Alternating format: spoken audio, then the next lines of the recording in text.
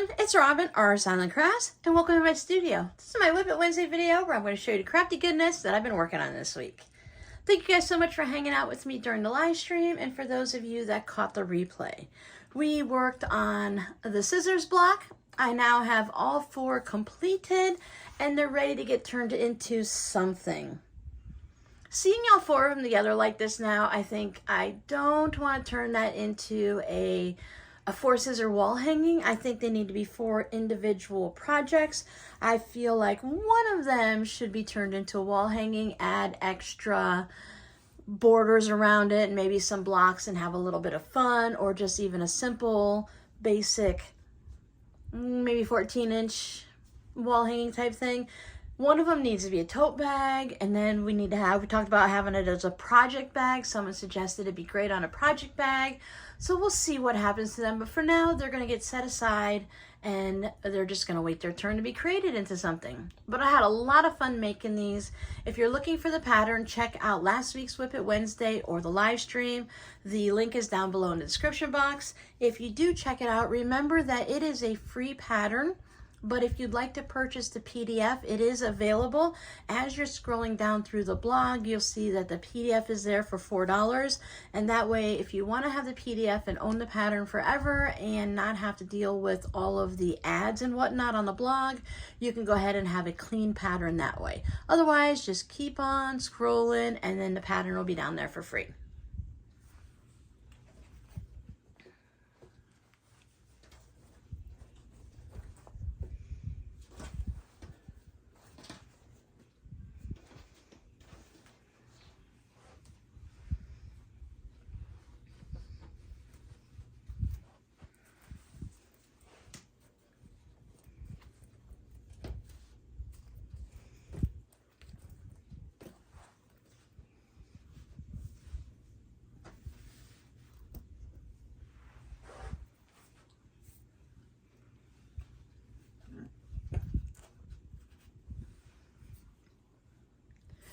Of course, I also played with a little bit of the Barbie fabric that my order had just came in recently from Etsy. I ordered several fat quarters. And this time I made some coin pouches. Now these do not have any tassel or anything. These do not have any tassels. Oh my goodness. These do not have tassels or anything else put on for zipper pulls. I was thinking I wanted to possibly just put some pink fabric on there, but I need to look it up to get the exact measurements because I'm pretty sure it's quite narrow. There's versions you can do where it may fray a little bit and you can sew it to stop for fraying, and other versions that you fold it over. But it might not work for this type of zipper because the hole is so small. But we'll see, and if not, I will go ahead and just put the tassels on. They all have this white on white fabric. Some of them are checkered.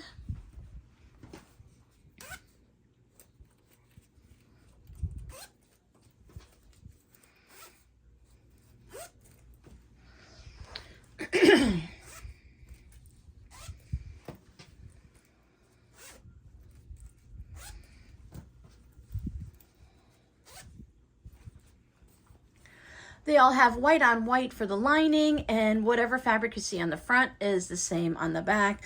For the little Barbie mannequin heads there, I just tried to balance it out so that you got a little bit of either the words or you got the heads. So this one, get a little bit of everything. And then of course you can see it also in the pink version.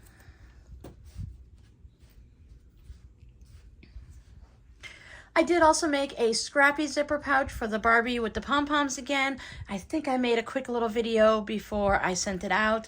I think I've made a total of 3 now, and as soon as I put them in the shop, they are picked up right away. I wanted to make some coin purses first to get in the shop before I made any more of those. I also plan on cutting out some of the Barbie fabric to make a scrappy tote bag. Haven't made a tote bag in quite a while, and I'm really kind of itching to make another tote bag. These aren't in the shop yet. Once I decide what I'm going to put on for the zipper pulls, then they'll be in the shop. Since I'm recording this Monday morning, you may or may not see it in the shop when you watch this video. Otherwise, it should be up before the weekend. I'm debating whether or not to have set days to put things in the shop or to just put them in as soon as I make them. Some people put one big posting or listing up once a month where they list everything they've made for the month and just let people go crazy and buy what they want. Some people post new listings every Friday, and I think it's just whatever's going to work for you and for the crowd of people or the people.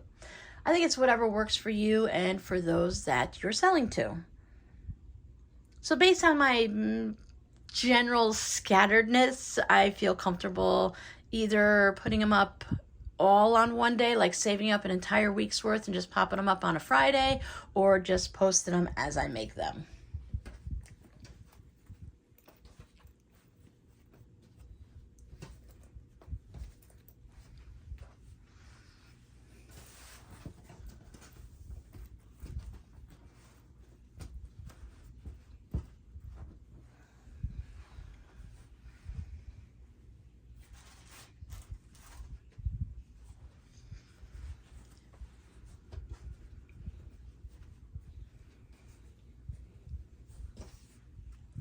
I worked on a fun project with my patrons. We made this flying geese mini quilt, and while we followed some certain, and this one was really fun because it was a design as you go process. It was make some flying geese and then figure out the different measurements to put in the different places to get them to all work together.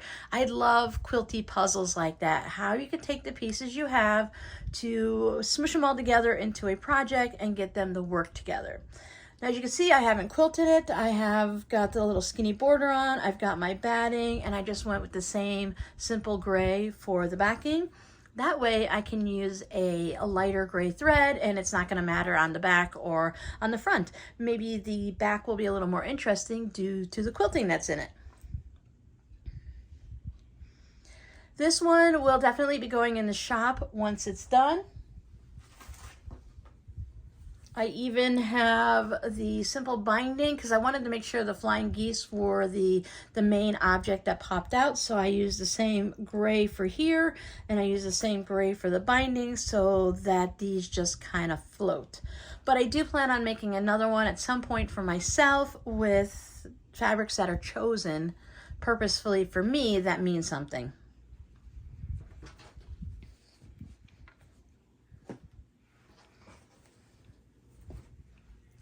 Now with this flying geese project, I did the version where you have a rectangle and you put two squares and you do the stitch and flip and cut off the extra, just like we did with the scissors. So I did them one at a time, one flying geese at a time. So I ended up saving up all the little cutoffs, and instead of making half square triangles, I was playing around with them a little bit and I turned them into hourglass blocks. So I'm going to have an upcoming video on how to do this process. So if you don't want to make the flying, in an upcoming video, I plan on having a video on how to do this process, showing it with some larger pieces.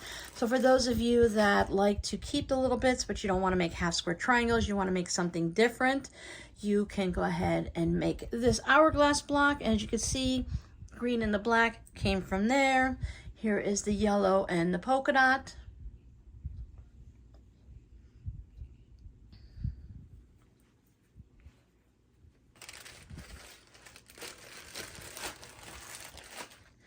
I also saved them from the scissors block. So here is the red one, and these are even smaller. I think those ended up being 2 inches.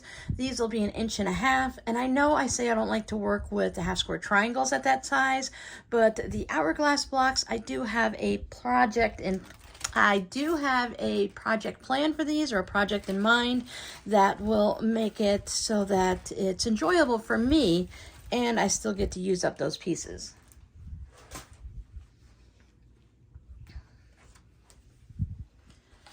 Now, I had a very busy weekend. I had a lot of sewing that I enjoyed doing. I finished up the scissors. I made the Barbie.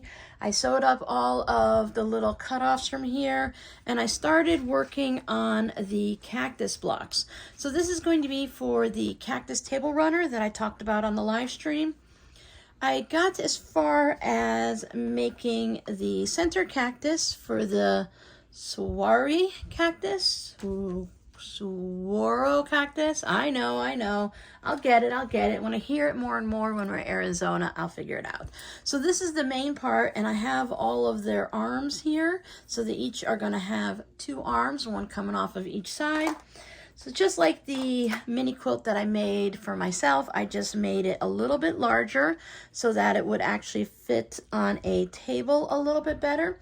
The person who custom ordered this has tables that are bigger than mine, so I could just see by looking at this, I can have a little bit of a border around it, and the cactuses will actually pop off nicely. Hopefully she likes it, otherwise I will have a 3 cactus table runner in my Etsy shop. Sometimes when we make things for people, it's hard to figure out what's in their head. They can't always tell us what they're thinking, and they can't say it in a way that we can understand because they're not crafters, so they can't convey that point across to us.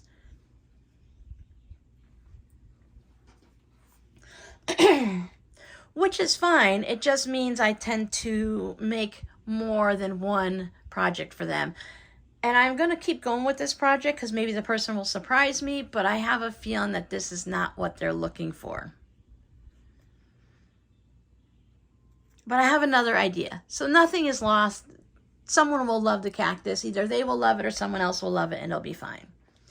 So what are my plans for this week? Oh, no, I don't know. I have a few things and a couple of errands to run. I am going to go up to storage and bring some of the fabric cuttings back here so I can turn them into the scrap bag that I discussed during the live stream. And for those of you that aren't interested in the live streams, the scrap pouches, the scrap pounds of bags, Ziploc baggies full, whatever, that I sold earlier about a month or so ago, those went really well, and I've had a few people reach out to me looking for more. So I thought I would just go ahead and cut off some bits of fabric from my storage fabric, bring it here and cut it all up into random pieces so that I can put more scrap bags into the shop for those that have been requesting them.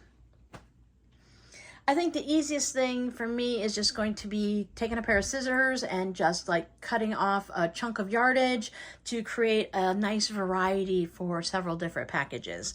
That way, instead of trying to bring all the fabric back here, cutting it and then taking it back to storage, I can just set myself up. At first I thought I would bring my cutting board and rulers and scissors and rotary cutter and all that to storage, create a little table there and do it. And then I thought, you're crazy, you're making too much work for yourself. Just take a good pair of scissors, cut off a bunch of different chunks of the fabric so you can get a little from every box, because I have this box and that box and next box, and then I can bring it home here in the comfort of the air conditioning, even though the unit is air conditioned. But I have all of my supplies here and I won't have to tote them around.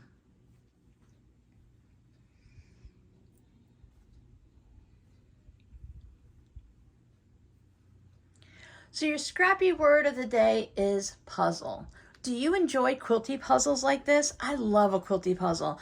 Something similar to where you have several leftover blocks from previous quilts and you need to put them all together and create a new quilt, and you have to figure a way to get them to all to work together. So maybe you have some 12.5-inch blocks, and maybe you have some, rectangles of flying geese, and then you've got maybe a string block over here that's 6.5, and you got a 9 patch over there. How can you put it all together to create your quilting puzzle? I love to do that. Definitely much easier when you have a design board or design wall so that you can hang the pieces up, step back, and add pieces. But I do love the thrill of just trying to get everything to piece it back together. All right, future Robin, if you actually do the yard video, pop it in here, but make sure you do the good intro. So thank you guys for hanging out with me, for coming back and watching my videos. I enjoy spending time with you, and I will see you guys on Friday for the next video. Bye.